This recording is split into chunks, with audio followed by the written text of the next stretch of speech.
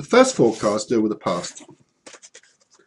The cards I get are Page of Cups, Queen of Swords, the Chariot, and the Eight of Pentacles.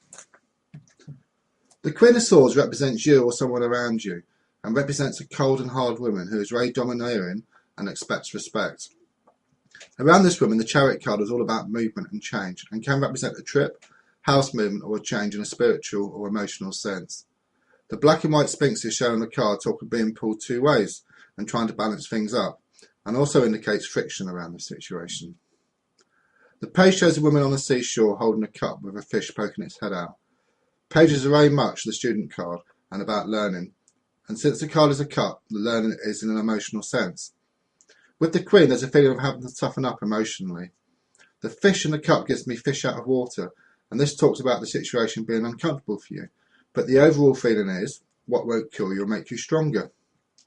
The Eight of Pentacles shows a man sitting down inscribing a pentacle with a star, and next to him are 6 pentacles already worked on going up the trunk of a tree.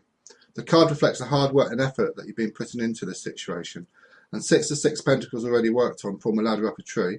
This suggests that the hard work and effort will take you to a better place. The next 3 cards deal with the present. The cards I get are the Ten of Pentacles, the Devil, and the Nine of Pentacles. At the centre of all of this is the Devil card, and this card shows a couple chained together whilst being watched over by the Devil. The card can represent being held back because of some situation around you, and there's a need to cut through the chain so that you can move forward. The card is very earthly and can suggest the need to think about yourself for a change rather than other people all the time. On one side of the Devil is the Ten of Pentacles, and on the other side is the Nine of Pentacles.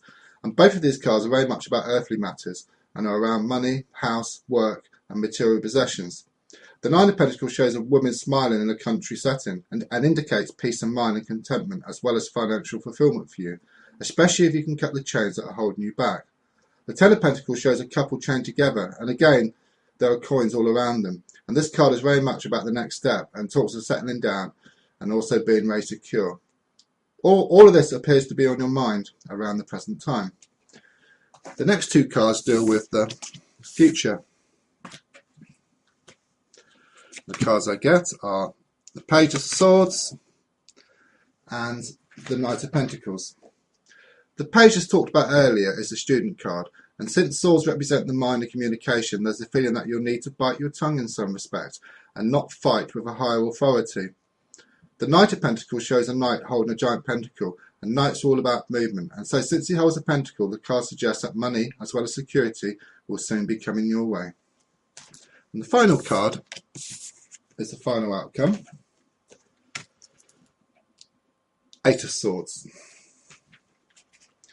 This card shows a woman tied up and blindfolded, facing away from the sea, and behind her are 8 swords stuck in the ground.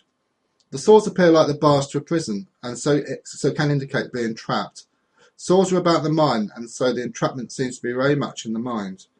Looking closely, there's a gap between 2 of the swords and shows a way out for you.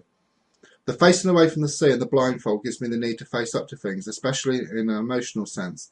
The vast sea also gives me a sea of opportunity once you can find a way forward. And that concludes the reading.